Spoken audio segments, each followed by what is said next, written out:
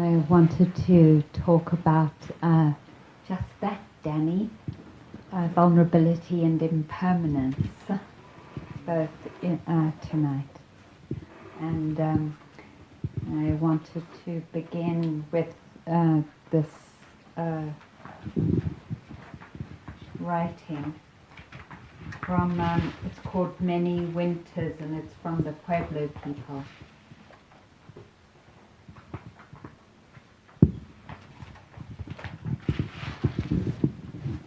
Now I will tell you a story about dying. It's a beautiful story and should not make you sad. When autumn was coming, I went along the path to the mountain. The sun was shining brightly and gave to the leaves a gorgeous color. The stream danced slowly over the rocks and made a song of departure. The birds too were telling me that the season was coming to an end. But there was no sadness anywhere, because all was as it should be and had been and would be forever. You see, nature does not fight against anything. When it comes time to die, there is rejoicing. The new cycle of life begins with the death of the old one, and so there is a celebration on every level. As I went along the path, I saw that there was much preparation and much in the way of the last dance also. On the trunk of a golden aspen tree there were 2 butterflies who had come to die. Their wings folded and unfolded slowly. It was hard for them to breathe. As the sun warmed them, the butterflies began to dance with one another. It was their last dance. The slow music of the stream and the gentle voice of the wind gave them something beautiful to die to. The butterflies were not afraid either.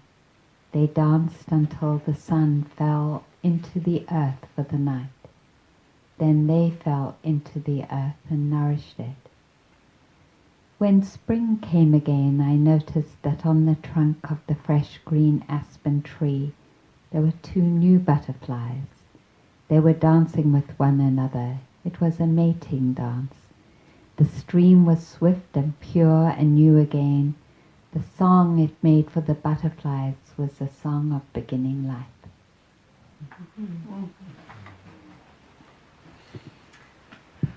I read that because as we are coming to an end in this particular configuration, somehow it came to me that we were all butterflies and that each one of us were sending each other off into the air, into the journey of butterflies. And while the Pueblo people just spoke so beautifully about change, as I think about our change and us as butterflies being lifted off into our journeys, it's a kind of poignant sadness too, that the vulnerability that seems like it's always part of life, that we come together and we make connection, and deeply sometimes, and then for one reason or another we say goodbye to each other. Sometimes it's through death, and sometimes through just the conditions of life that we say goodbye, and how much actually goodbye is a part of our life, and how that goodbye becomes such a teaching, because it opens our hearts to the touch of intimacy and caring, and also the sadness, and sometimes more than sadness, the grief of saying goodbye, because we say goodbye to just everything in our life. At some point or another, we're going to say goodbye to everything, including our own bodies and our hearts and everything that's alive for us. There's this Japanese poet from the 18th century called Issa, and he wrote this poem. This dewdrop world is a dewdrop world, and yet. Johanna, do you know what dewdrop is? The little bits of water that from the night settle on the plants? Yeah. And yet is just how beautiful it is. And he wrote this poem right after his daughter died. So how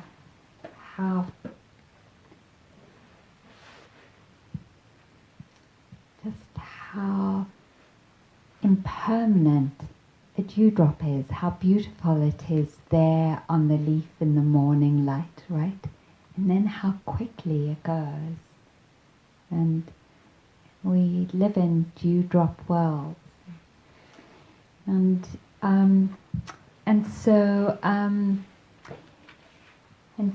part of this great teaching of opening our hearts and freeing ourselves includes a teaching of opening to the vulnerability of life and its vulnerability through the changes that happen all the time. The Buddha actually said that there were 3 gateways into our opening and awakening, and we've talked about it over this week, and one of them is the gateway of suffering, how perceiving directly that nothing can ever be perfect and long-lasting, that because everything is made of conditions, that it can never give us and meet that desire that we so want and yearn for and grasp for. And when we grok that, something opens up. And then the other one that we talked about through the Dhamma talk of not owning and making an I, anatta. So dukkha is the unsatisfactoriness, and then anatta is that there isn't an I, that there isn't anything long lasting and solid that we can say this is me and mine and enclosed. And then lastly, the third gateway is the gateway of impermanence. And so when we notice in our practice and outside of our practice, but particularly maybe this touched you during the day in the practice of noticing the arising and passing and arising and passing.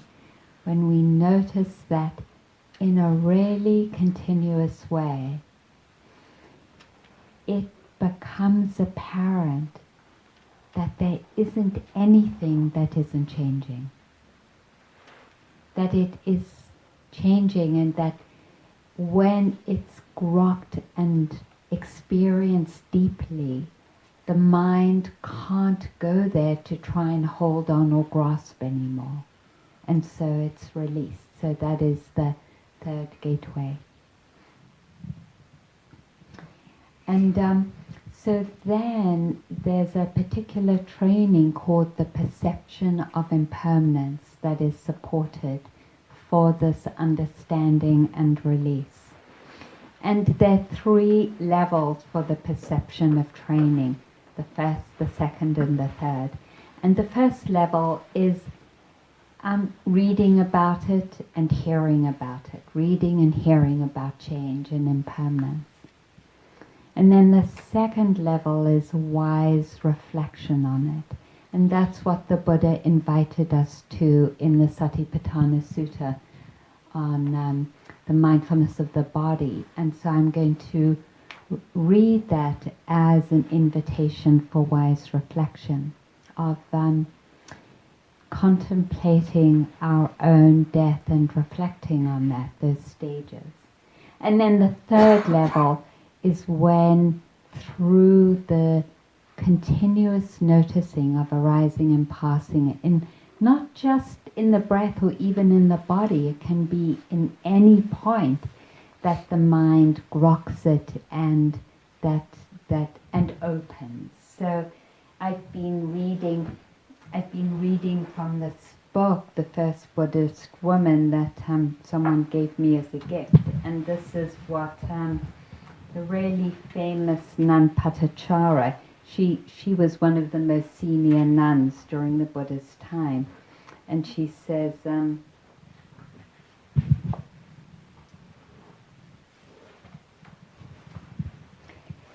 She says, I've done everything right and followed the rule of my teacher, the Buddha.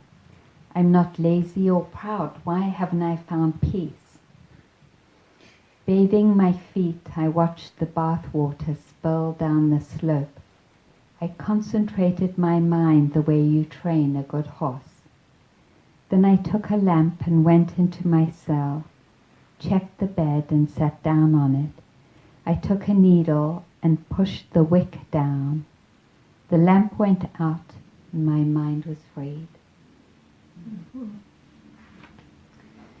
So, we train, in that lifting, stepping, shifting, in, out, and then just when we put the candle out, that change, that ceasing of the light becomes the movement of deeply understanding that there is nothing to grasp onto and the mind is free.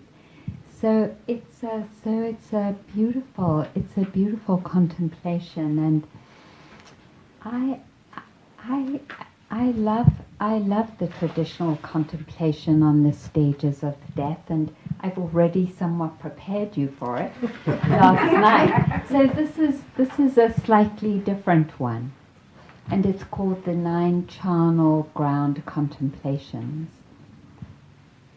So this is what the Buddha says in the Satipatthana Sutta. Again, practitioners, as though we were to see a corpse thrown aside in a charnel ground, 1, 2, or 3 days dead, bloated, livid, and oozing matter, we compare the same body and say, this body too, my body, is of the same nature. It will be like that. It is not exempt from this fate. In this way we abide contemplating the body as body, internally, externally, and both internally and externally.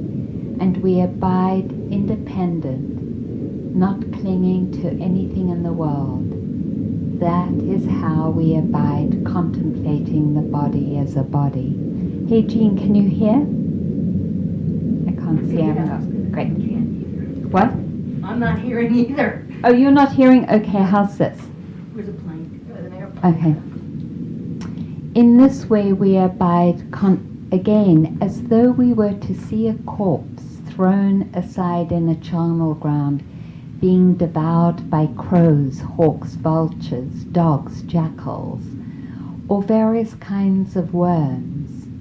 A practitioner compares the same body with it thus. This body too is of the same nature. It will also be like that. This body that I live in, is not exempt from this fate. Again, as though we were to see a corpse thrown aside in a charnel ground, a skeleton with flesh and blood held together with sinews, and then a fleshless skeleton smeared with blood held together with sinews, and then a skeleton without flesh and blood held together with sinews, disconnected bones scattered in all directions, here a hand bone, there a foot bone, here shin bone, there a thigh bone, here a hip bone, there a backbone, here a rib bone, there a breastbone, here an arm bone, there a shoulder bone, here a neck bone, there a jaw bone, here a tooth, there a skull. A practitioner compares their body with this thus. This body I live in, too, is of the same nature. It will be like this. It is not exempt from this fate. Thus we abide, contemplating the body as body. And again, as though we were to see a corpse thrown aside in a charnel ground, bones bleached white, the colour of shells, bones heaped up more than a year old, and then bones rotted and crumbled to dust. We compared the same body. This body I live in is of the same nature. It will be like that. It is not exempt from this fate.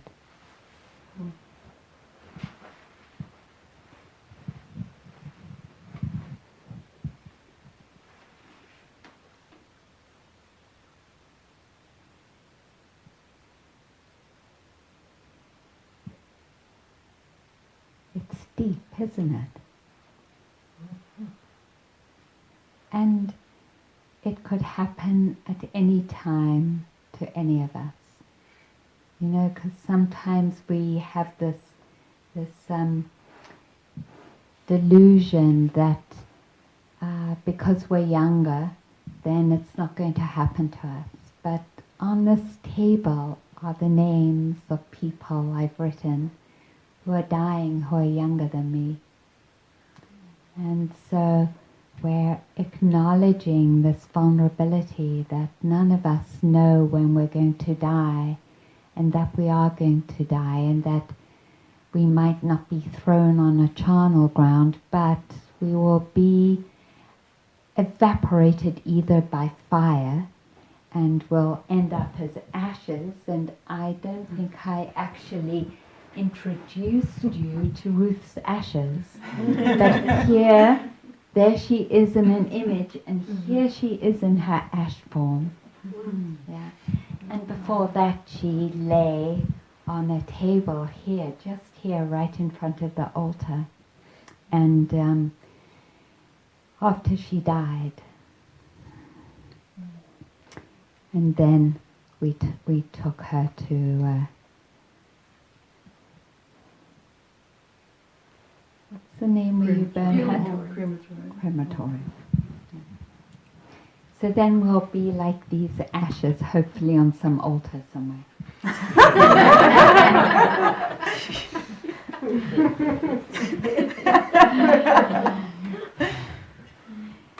So that's very against this culture to actually take it as a practice to contemplate our death in this way. But the Buddha invites us to, and to, well, so did Don Juan, right? Don Juan in those books of Carlos Castaneda said that you should keep death by your left shoulder and use death always when you have a question. Ask death, what is the guidance I need?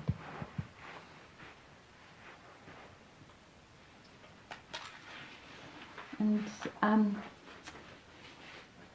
so the surprising thing then is, even though we know we're all going to die, why somehow it still feels far away. And the classic teachings around it are, one is our attachment to our body, our mind, to things. All our attachments actually directly stop us from perceiving our own death. And then the other is the actual resistance to acknowledging our death. And then the last is that we are inattentive. that if we really paid attention to life as it is, we would notice clearly the arising and passing all the time.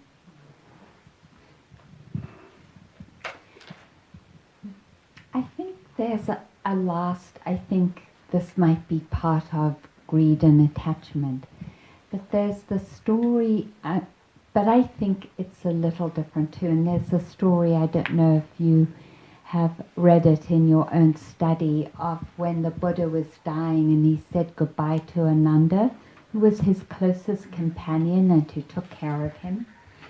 And Ananda went to his abode, I don't know if it was a kuti or a tent, and it said that he leant on the door frame and cried and sobbed.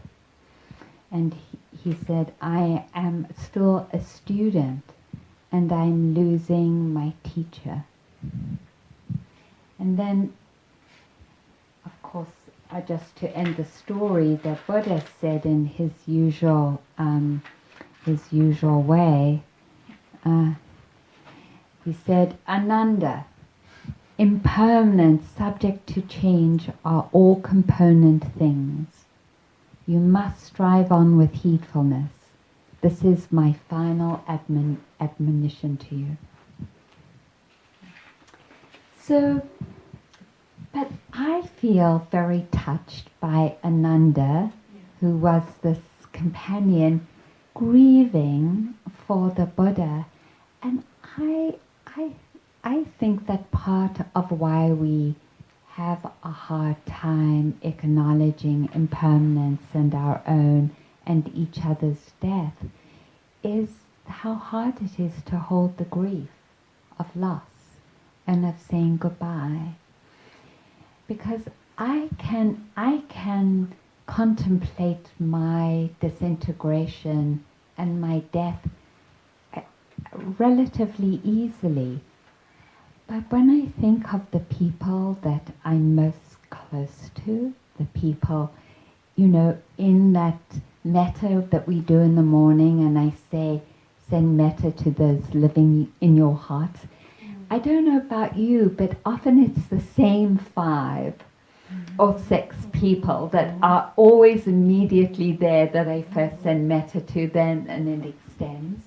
And one of those people is my sister, Terry, who in some ways feels like a twin. And for whatever karmic reasons, we have sort of been like this through all our lives, through all the adventures and unfolding of our lives. We're coming out as gay, and I got married to my partner, then she got married to hers, and we both political in the same ways. I moved to the Bay Area, and she came from England and moved to the Bay Area. Just like very, very tight. And when I think about her disintegrating, there's just enormous grief. And so partly in the acknowledgement of impermanence, although the Buddha doesn't go there at all, is that we grieve for those that we love, and that is part of it, and that for whatever reason it isn't often allowed. Well, it is allowed, but maybe it's like, oh, you're taking too long, or it is allowed, but that's enough, or wow, that's a lot of grief, so I want to acknowledge that part of it, that we hold people closely in our lives, and that when they leave, that we grieve. And then acknowledging that, then we also acknowledge the transitions of our body and the grieving of that. I know there's this sort of classic story, and so I'm going to read it, but then I'm also going to name a caveat around it. So this is the classic story around the ways that we get identified with health, youth, and the beauty of our bodies. We know we're identified with it. We know our cultures. This culture really emphasizes it enormously. You know, I love to quote Cher, who said at 26, "I wish I could die now because I'm losing my beauty." And I just saw, I know, which is amazing because she's still so gorgeous. But that's so deep. That's so deep that she, you know, she represents some part of us about that. Because I saw Emma Thompson, who's a feminist and has done some beautiful writing in movies and films, and her face was so full of plastic surgery that it was hard to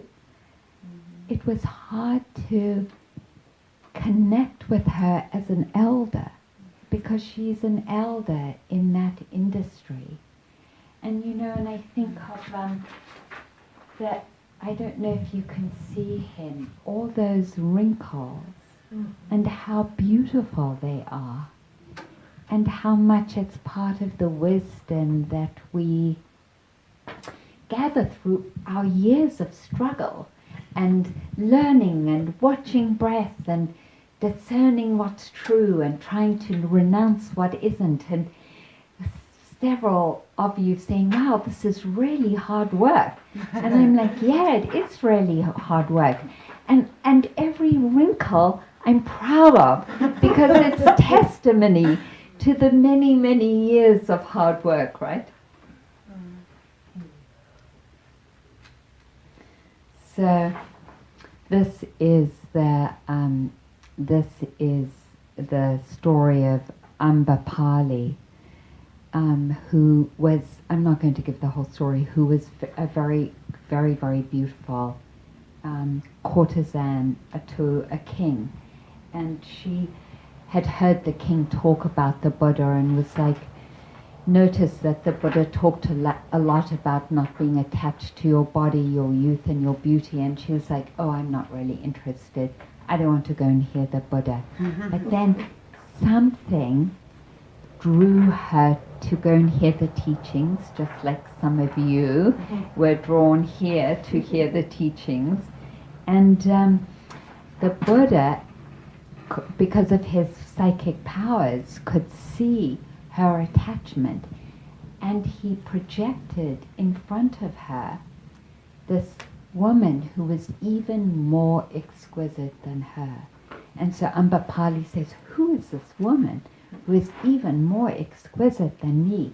And then the Buddha slowly ages her in front of Ambapali, just slowly changes it. So then Ambapali's mind is freed, and this is what she says, because she realizes that she can't hold on to her beauty. "My hair was black, the color of bees, each hair ending in a curl. Now, on account of old age, it has become like fibers of hemp. Not otherwise is the word of the speaker of the truth. Covered with flowers, my head was fragrant like a casket of delicate scent. Now, on account of old age, it smells like the fur of a dog."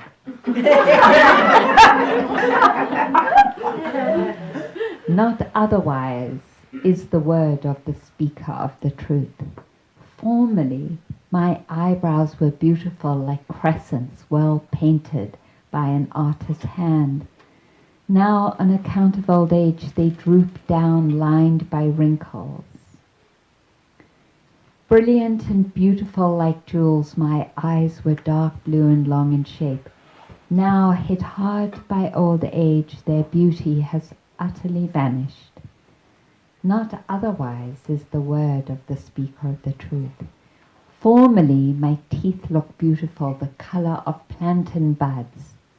Now, on account of old age, they're broken and yellow. Formerly my two breasts were beautiful, swollen, round, compact and high.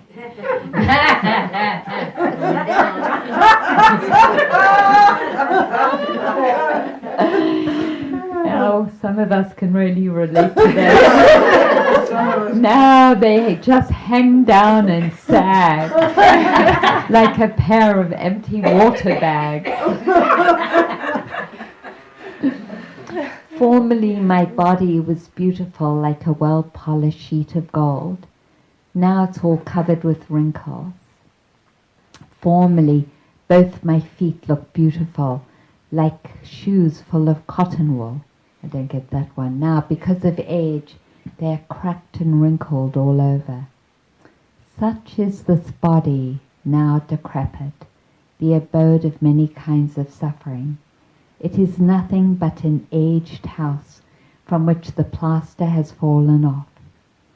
Not otherwise is the word of the speaker of the truth. I love that because she clearly has a sense of humor.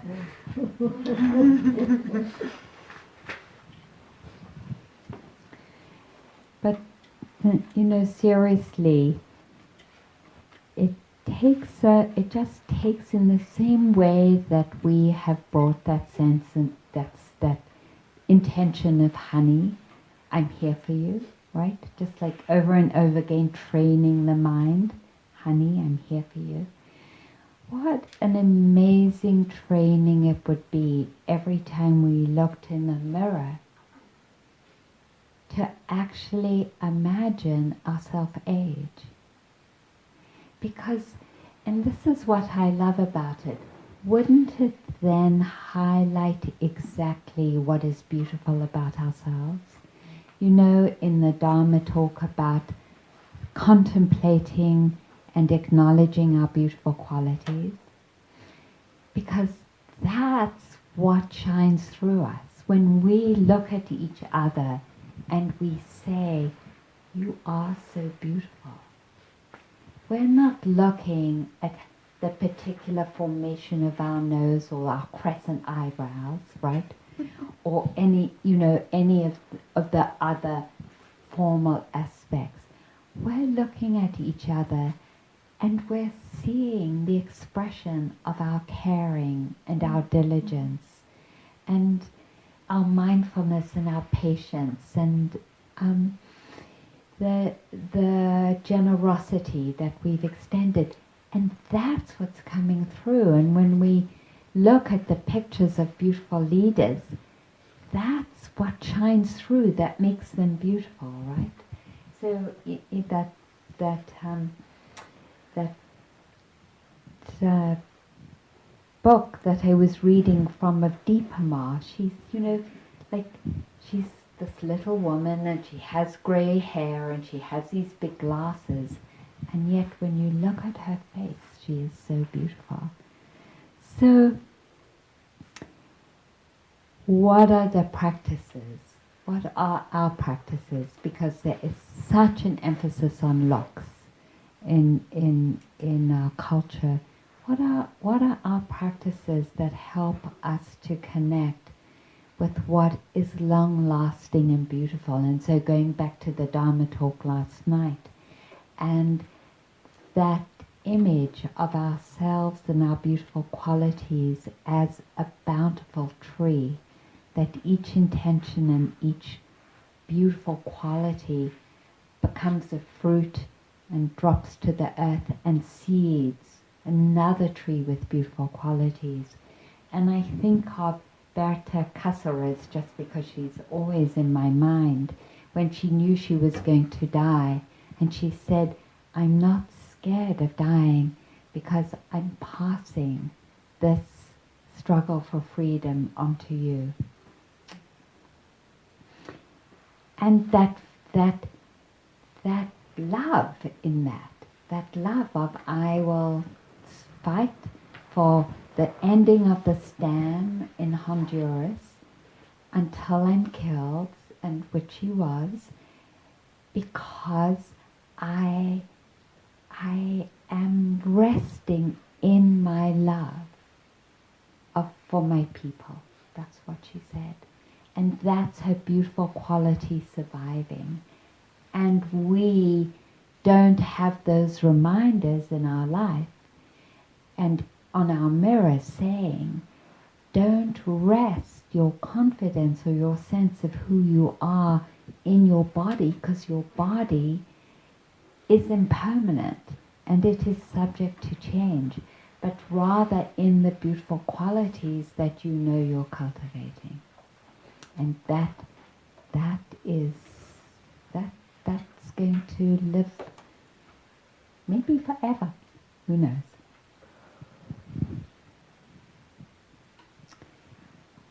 So then coming back to that formal level of talking about this. It's said that when we notice change and the mind becomes vulnerable and soft and moved by change, that there are 8 advantages. We abandon the false view of becoming. We give up our attachment to life. There's constant application of mindfulness. Our livelihood is purified.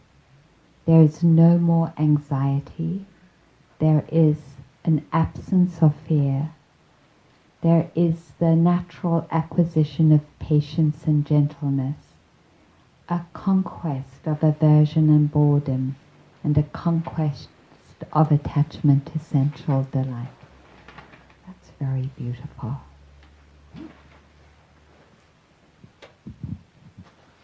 And then you know how I like to read a couple of poems to end, so I wonder if I should read the story.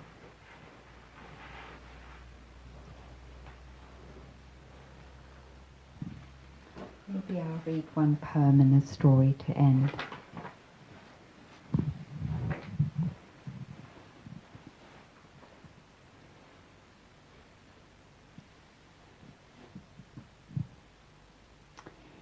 This is called In Season, from Forbidden Poems by Becky Bertha. So this is how it is then, to come to the other end of being loved.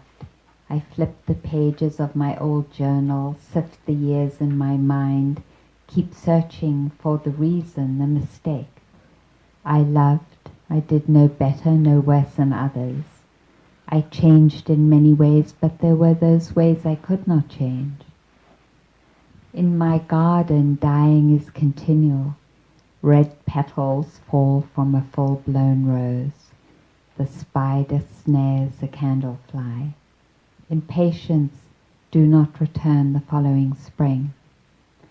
But we who live in houses try to prolong the life of everything with endless probing, speculation, the posthumous examination, as though death could be explained, prevented, as though without illness or injury life might last infinitely. No. Something is born and grows, lovely, is loved, changes, reaches the end of its time and dies. In my garden, bleeding hearts winter over, sweet alyssum reseeds itself.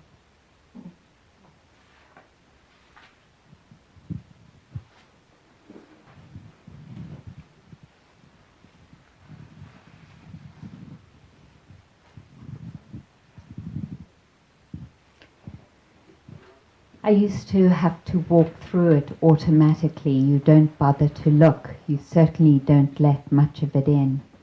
But it was the children themselves who began to open me up. Once it started, it began to pull me in gradually but steadily. It was very powerful, but you have to take it at your own pace, because here in a neonatal intensive care unit, you see incredible beauty and unbearable pain, and you have to figure out how to be with both. The children are beautiful because you just get to know them. You can't really nurse them without knowing them. And you can't know them without seeing their beauty. Part of it seems to come from how fragile they are, how uncertain it is how long they'll be here. The cliche metaphor of the flower that blossoms for a day. It's like a garden here. The picture on the surface, though, is also terribly grim. A room full of these little ones, many of whom are right on the edge of life and death, and some of whose faces and movements are pretty distressing. And then their parents there on the other side of the window, with the most desperate and stricken faces looking in, so helplessly in such pain. It's something to be inside a picture that's being looked at with such expressions. You look back just to let them know someone's in here. It was the use of the machines and extraordinary medical measures that moved several of us to see how much distance we were putting between ourselves and the infants. Even if the machines weren't there, though, there was that tendency to keep it impersonal, to keep your distance, and you knew that it wasn't good for the children least of all. So a group of us began to talk about it, to open up to our own feelings, and to decide to be with the children more. And when it got too hard, we'd break down, we'd support each other and talk it over. The more we opened it up, it just became natural that we began this new practice of holding infants when the time would come for them to die. It wasn't a decision as much as something we'd become ready to do. So at the end we'd take them off the monitors and into our arms in a rocker, and we'd sit with them in their final moments. It tears you apart, because holding them, sometimes you can feel them go. And the death itself is different. On the machine it's monitored, it's brain death. In your arms, it's the heart and breath. It's so, what's that word, poignant? You feel 10 dozen things at once, terrible sadness because you've become attached to the child, but glad too because their suffering is about to end. Maybe anger at the world, at God, at whatever for allowing this to happen, and such empathy for the parents. And something like awe and wonder, like there must be some kind of explanation or understanding for all of this, but you still don't understand. Patience too, that things will become clear in time. And peace of mind, because you're doing the best you can. And humble, to be present at such a moment. All of the above at once. You're sitting with these feelings as well as sitting with the child.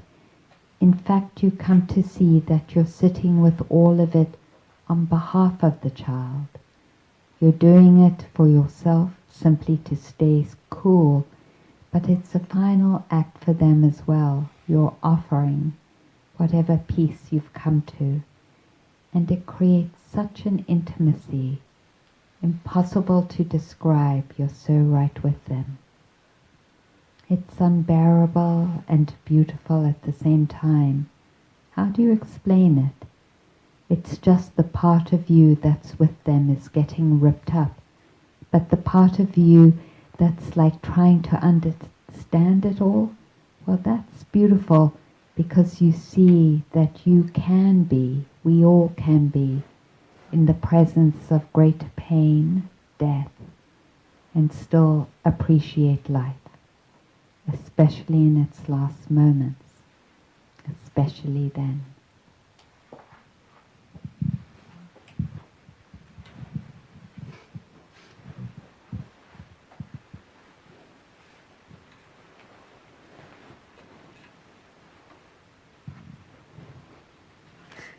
So lastly, I think about death as this deep opening into love and caring, that as we contemplate our own death and each other's death, we open our hearts in